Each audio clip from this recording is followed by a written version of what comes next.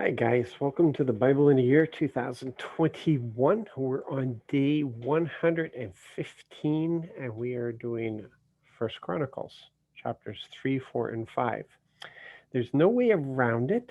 There's a lot of good stuff in Chronicles, guys, but there's also a lot of lists of things, such as the names that we're going through, that we've gone through previously, and we're about to go through today.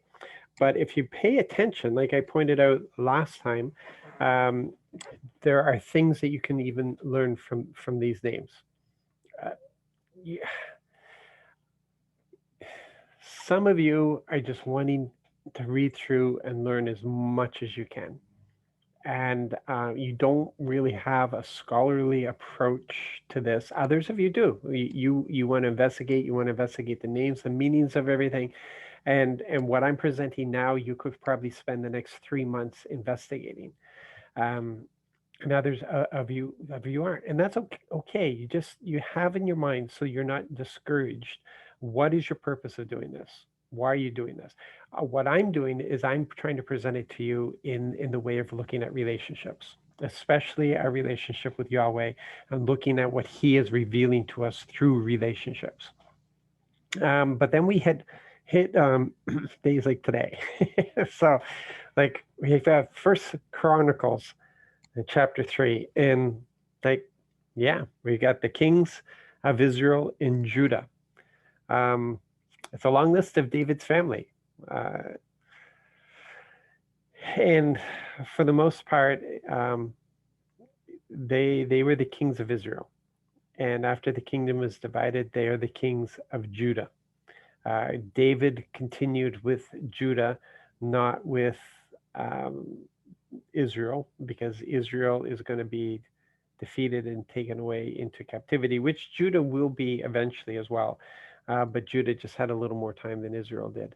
Um, Now this goes way beyond that, though. This goes way beyond their deportation, way way past. And there's a list of names here that you'll probably not encounter anywhere else. Um, there are some who believe that this list takes us all the way up to the year 225 BC, so 225 years before Christ is born. And yeah, so there's new information here, and maybe you never knew that. Maybe you thought that this just went up to the point where Israel went into deportation, but they kept the list of names, or at least when Chronicles is being written, it was up to that point. So then we go over to Chronicles 4, and we start getting details on various tribes. So here we have Judah and Simeon. Judah's listed first, which we know is very interesting because Judah is not the firstborn. Um, Reuben was, and Reuben blew it. And we're going to look at Reuben in a second. But here we have a list of Judah and Simeon, and or at least the list of descendants from Judah and from Simeon. Um, yeah, and like I said before, unless you're a scholar studying ancient Israel, uh, this can seem very tedious because a lot of these names will mean nothing to you. Um, but it's lists like this that were very important to all of Israel. Maybe not particularly these lists, but the lists that were kept, the official lists, the lists that the tribes themselves kept. That was really the family tree, and you needed to be able to trace your family in there to say that, yeah, you belong to that tribe, or you would be without a tribe, you would be tribeless. In Chronicles 4, there's this weird thing here. It's, it must be something of some significance. So the person must be of some significance to be made mention, but not just made mention, but he's got a few verses here. And Jabez, and some of you have all read the book of Jabez, and people turned his prayer into this religious thing. It was almost like a magic spell to cast type of thing. And we're never ever ever supposed to do that with scripture whatsoever. And so what we have is just an example here of the relationship between Yahweh and his people and his people with Yahweh. It's really given to us as this wonderful example that everything that you're involved with, you need to be involved through Yahweh. So we have here Jabez called on Israel's God. If only you would greatly bless me and increase my territory. May your power go with me to keep me from trouble so as not to cause me pain. And God granted his request. It's as simple as that. It's somebody praying and Yahweh responding. It's the relationship is as simple as that. Um, it's more profound, obviously. Righteousness is a very important part of it, that we are living according to the way we've been designed, the way that he has given us instruction on how to live to allow those blessings to flow. But when we're in that place, it's so much easier for him to respond to us and answer prayer as he did for Jabez. And that's what's more important than the actual prayer of increase my territory, is looking at this relationship of asking and receiving. Then we go over into Chronicles 5 and see, boom, we're just flying through this because what do you do with the list of names, right? So here we are in Chronicles 5, and I'm just looking at verses 1 to 2.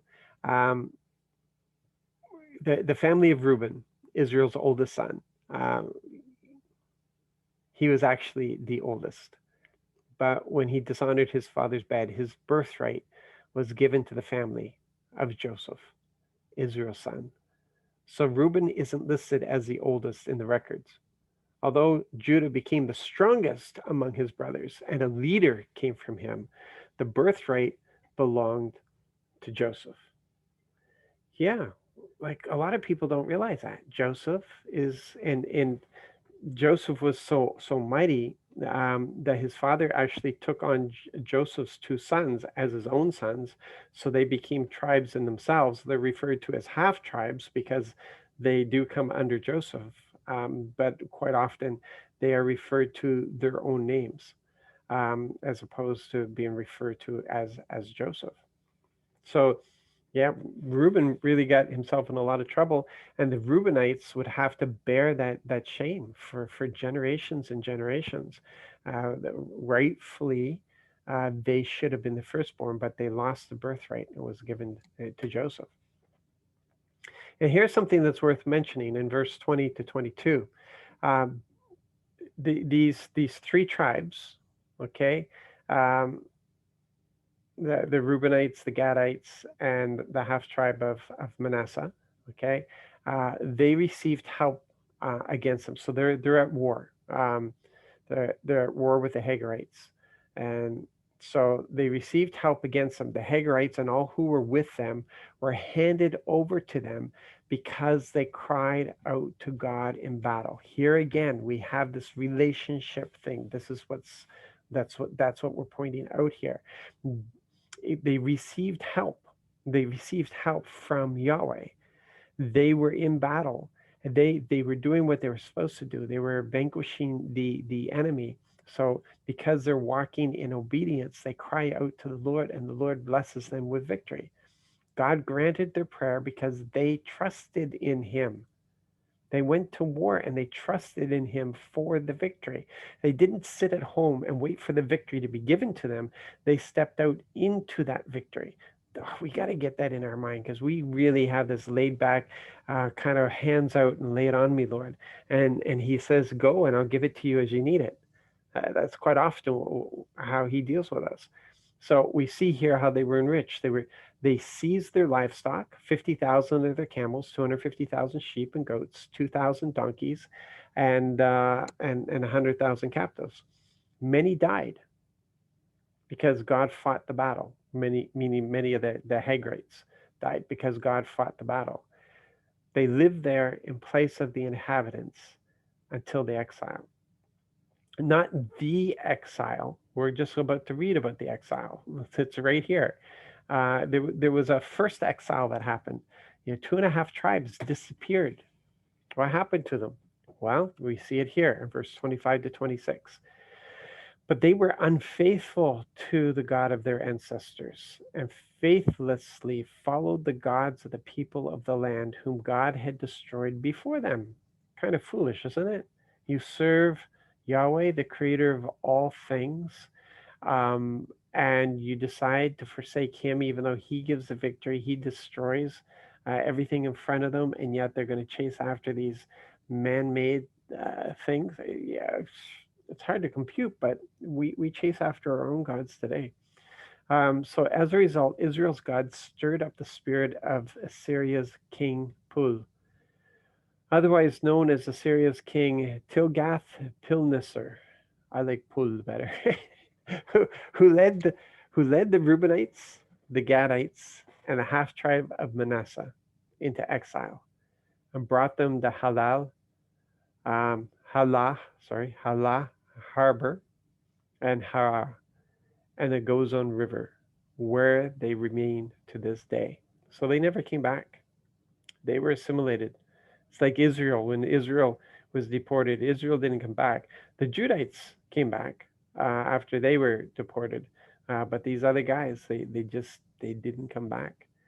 Um, yeah, so these are the things that we discover as we read down through these names, is these little things. Maybe you never knew what happened to the 2.5 tribes. That these are the ones who never entered into the promised land because they liked the territory, and the Lord showed them some grace and gave that to them, and didn't require them to enter into the promised land. But this is what happened. They became unfaithful. Was it the separation from the rest of the Israel? I don't know, but they became unfaithful, and they were taken by Assyria into captivity, and they were never returned. So there you go. You made it through another list of names. So you guys be blessed in all of this. I just continue to pray that you are learning more and more about this foundation that we have, that gives us a greater understanding of the gospel that we have received. You guys be blessed and be encouraged in this day, and I hope to see you here tomorrow. God bless.